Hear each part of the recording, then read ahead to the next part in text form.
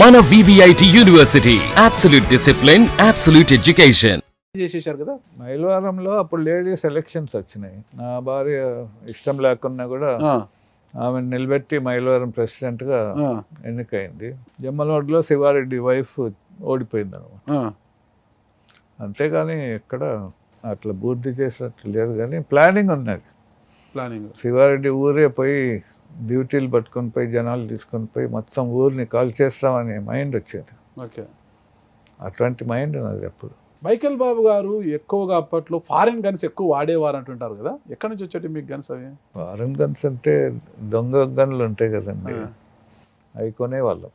Okay, అంటే under ground dealing. అవి foreign గన్సే కదా, ఇప్పుడు ఇండియా గన్స్ ఏం పెద్దగా ఉండేది. ఇంకా నాకు లైసెన్స్ గన్స్ ఉన్నాయి. ఒకటి సింగపూర్లో కొన్నాను. వెపన్స్ అంటే నాకు చాలా క్రేజ్ అనమాట. అవతల వాళ్ళకి కూడా భయమే, చాలా వెపన్స్ ఉంటాయి, గురి పెట్టి కాల్స్తారు రా. ఎప్పుడైనా శివారెడ్డి గారు అట్లా ఎదురు పడినప్పుడు గురిపెట్టి కాల్చాలనిపించిందా? ఒకసారి సమితి మీటింగ్ జరుగుతుంది. శివారెడ్డి మెంబరే, నేను మెంబరే. ఆయన ఎమ్మెల్యే. అప్పుడు నేను కూర్చోన్నా లోపల. సడన్ గా శివారెడ్డి బయటికి పోయినాడు. టౌన్ ఏరియా కదా, ఏం ఫ్యాక్షన్ ఉంటుందని నేను ఒక్క బాడీ గార్డ్ని, డ్రైవర్ను. నా బాడీ గార్డ్ కుంటిగిరి రెడ్డి బ్యాగ్ పెట్టుకొని బయట అరుగు మీద కూర్చోన్నాడు. శివారెడ్డి బయటికి పోయి ఎదురు చేస్తున్నాడు. నేను చూశాను, ఏంట్రబ్బా ఏం సరిగా పొజిషన్ బాగాలేదని టక్కని బయటకు వచ్చిన. బయటకు వస్తే అప్పటికే ఒక గుంపు కొన్నారు. కుంటిగూరు రెడ్డి బ్యాగ్ రెడ్డి అంటే కొంటాను వస్తాడు, బ్యాగ్ తీసుకొని వస్తున్నాడు. శివారెడ్డి పోయి బ్యాగ్ పట్టుకున్నాడు. అంటే కుంటిగూరు రెడ్డి నాకు అందుబాటు రాకూడదని నా దాంట్లో రివాల్వర్ అన్నారు. తీసి ఇట్లా పెట్టాను. Close quarters. Shiva Reddy body guard rifle పెట్టాడు నా మీద. నేను కాల్చిన అక్కడ డెడ్ బాడీనే, వాళ్ళు కాల్చినా నేను చనిపోయాను. మధ్యలో ఒక ఆయన, నా కుత్బుద్దీన్ వాళ్ళ అన్న ఖాజాముద్దీన్ అని, లోపలికి వచ్చి ఎత్తుకొని పోయాడు. అంతలోపు జీప్ డ్రైవర్ స్టార్ట్ చేసుకున్నాడు. జీప్లో ఎత్తుకొని పోయి జీప్లో కూర్చోబెట్టాడు, ల్యాండ్ రోవర్లో. నేరుగా ఇంటికి వచ్చేసి. అదే ఒక్కటి, మీరు ఫ్యాక్షనిస్ట్గా మారిన తర్వాత అప్పటి వరకు దేవగుడి శంకర్రెడ్డి వాళ్ళంతా కూడా శివారెడ్డికి అనుచరులుగా ఉన్నారు. ఆ తర్వాత ఆ వర్గము ఎందుకు మీతో జత కట్టిందంటారు? అంటే శివారెడ్డికి ఆపోజిట్ కదా నేను, ఇంకా నా దగ్గర ఉన్నారు. వాళ్ళ ఫస్ట్ అతను శివారెడ్డి గారి దగ్గర ఉన్నారు కదా, దేవగుడి శంకర్రెడ్డి వర్గం అంతా కూడా. తర్వాత మీ దగ్గరికి ఎందుకు వచ్చారు? వాళ్ళకేమన్నా గొడవ జరిగిందా? శివారెడ్డికి దేవగుడి శంకర్రెడ్డికి ఏదో జరిగింది వాళ్ళ కేసుల విషయం. అప్పుడు ఆయన వదిలిపెట్టి యువతలకు వచ్చారు. ఇంకా యువతల మేము టీఎన్ఆర్ అని, మేమంతా ఒక గుంపు. టీఎన్ఆర్ అంటే నరసింహారెడ్డి, బాబురెడ్డి అనేవాళ్ళు ఎమ్మెల్యే. మేమంతా ఒక గుంపు. ఈ గుంపులో ఇంకా శంకర్రెడ్డి వీళ్ళందరూ ఉన్నారు. ఆదినారాయణ రెడ్డి వాళ్ళ పేరెంట్స్. మిమ్మల్ని చంపాలి అనుకున్న శివారెడ్డి గారు ఎన్ని ప్రయత్నించినా మీరు చనిపోలేదు. మీరు చంపాలనుకున్న శివారెడ్డి గారు మీ చేతుల్లో చనిపోలేదు. కానీ ఇక్కడ హైదరాబాదు, ఇక్కడ శ్రీనగర్ కాలనీలోనే ఒక ఫంక్షన్ హాల్కి వచ్చినప్పుడు అక్కడ చంపారు. ఎవరు చంపారని పక్కన ఇక్కడ ప్రత్యర్థుల చేతిలో ఆయన హత్యకు గురి కాబడ్డాడు. అప్పటికే మీరు మారిపోయారా? మారలేదు, కానీ ఆ రోజు నేను హైదరాబాద్లోనే ఉన్నాను. ఒక ఎలక్షన్స్ వచ్చినప్పుడు శివారెడ్డికి నాకు ఎన్టీఆర్ రాజీ చేశాడు. ఎన్టీఆర్, హోమ్ మినిస్టర్ మాధవ్ రెడ్డి, రేణుకా చౌదరి, వీళ్ళు రాజీ చేసి నన్ను తెలుగుదేశంలోకి తీసుకెళ్ళారు. ఓకే, తెలుగుదేశంలో చేరాను. ఒకే జీప్లో మైకేల్ శివారెడ్డి అని పేపర్లో కూడా పడింది. సో శివారెడ్డితో కలిసి ఉన్నాను తెలుగుదేశంలో.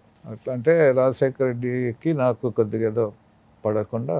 కానీ రాజశేఖర రెడ్డి గారితో రాజకీయంగా మీరు డిఫర్ అయ్యే శివారెడ్డి గారి దగ్గరికి శివారెడ్డితో చేతులు కడిపారంటారు మీరు, అవునా? ఎందుకు మీకు రాజశేఖర రెడ్డి గారికి గ్యాప్ వచ్చింది? మళ్ళీ చిన్న చిన్న మిస్అండర్స్టాండింగ్స్. మెయిన్గా రాజశేఖర రెడ్డికి చెన్నారెడ్డికి ఇంటర్నల్ ఫ్యాక్షన్ కదా కాంగ్రెస్లో. అవును. నేను చెన్నారెడ్డి వైపు పోయాను. ఆ చెన్నారెడ్డి నాకు 89 టికెట్ ఇచ్చింది. Okay, Congress ticket.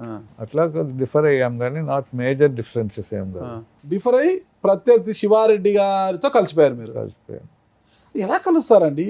మీరు శివారెడ్డి గారి యొక్క వర్గ పోరులో వందల మంది అసలు భాషలు, ఎంతోమంది మహిళల పుస్తలు తెగిపోయాయి, ఎంతోమంది వితంతువులు అయిపోయారు, విధవలై రోడ్డులను తిరిగారు, పల్లెల్లో కొన్ని గ్రామాలు కాల్చేశారు కదా, కొన్ని గ్రామాలకు బూడిద చేశారు ఆ రోజుల్లో.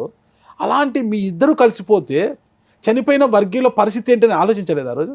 ఎవరి స్వార్థం వాళ్ళది, న్యాయం ఉంటుంది. రాజకీయంగా ఫ్యాక్షన్లు ఉండేవాళ్ళు, అంతా అన్యాయమే కదా. ఆ రోజుల్లో మీరు జిల్లా ఎస్పీ పైనే ఫైర్ అయ్యారు, జిల్లా ఎస్పీ పైన అనుచిత వ్యాఖ్యలు చేయడంతో మిమ్మల్ని కనిపిస్తే కాల్ చేసేయాలని కూడా చూశారంట కదా పోలీసులు. ఇప్పుడు ఎస్పీ ఠాకూర్ బాగా తాగి ఫోన్ చేసి తిట్టాను.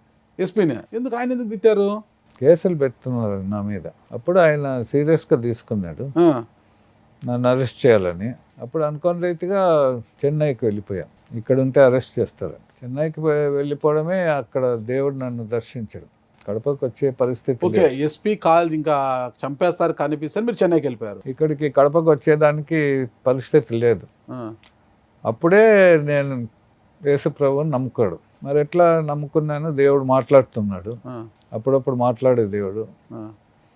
మరి ఈ సిచ్యువేషన్ ఉంది కదా, ఇంటికి ఫోన్ చేస్తే నా భార్య వండుకొని ఈ ఫోన్కు ఫోన్ చేయొద్దు, పోలీసు వాళ్ళు ట్యాపింగ్ చేస్తున్నారు, నేను అరెస్ట్ చేయాలని.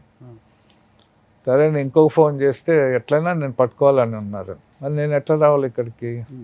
విలేకరులు తర్వాత రాజకీయ నాయకులు అందరు కూడా చాలామంది ఎవరు గెలుస్తారు ఈ పోరాటంలో. అప్పుడు నేను కేసు ఉంది జమ్మనోడులో, ఆ కేసుకు నేను పోవాలి.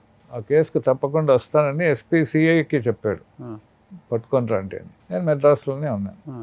దేవుని సేవకులు కోర్టుకు పోకుండా ఉండడం కూడా తప్పే, కోర్టుకు పోయి సార్ అన్నారు. ఇంకా నేను కొత్తగా కదా దేవుని నమ్ముకున్నా.